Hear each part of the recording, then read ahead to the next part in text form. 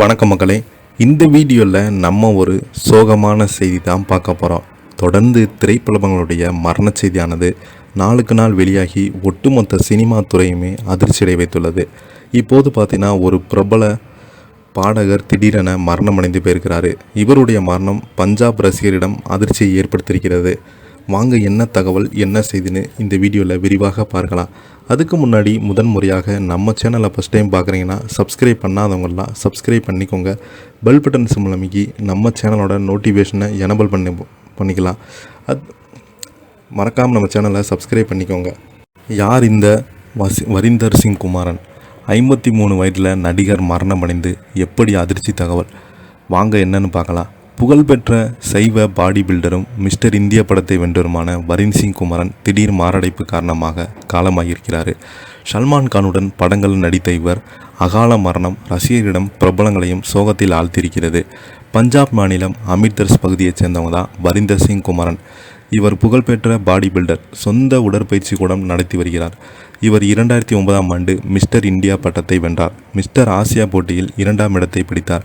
Arnold body building போட்டிக்கு Spain சென்று Hollywood நடிகர் அர்னால்டை சந்தித்து அப்போது அர்னால்டு அவரது உடலை பார்த்து வியந்து பாராட்டி பேசினார்.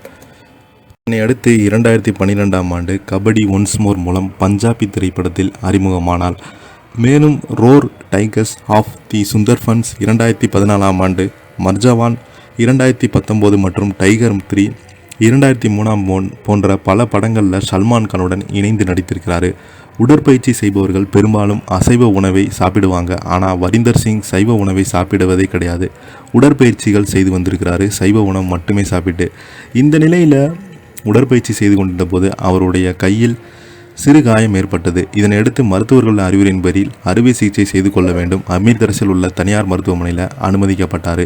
அறுவை சிகிச்சை முடிந்து வீடு திரும்பிய நிலையில் திடீரென மாரடைப்பால் உயிரிழந்திருக்கிறாரு.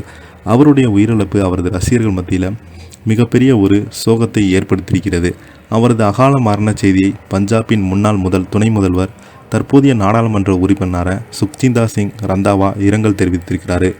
குமாரின் மறைவு பஞ்சாபிற்கு ஒரு பெரும் இழப்பு. மேலும் அந்த புகழ்பெற்ற பாடி பில்டர் தனது அர்ப்பணிப்பு, ஒழுக்கம் மற்றும் திறமையால் மாநிலத்திற்கு பெரும் பெருமை சேர்த்ததாக சொல்லியிருக்கிறாரு.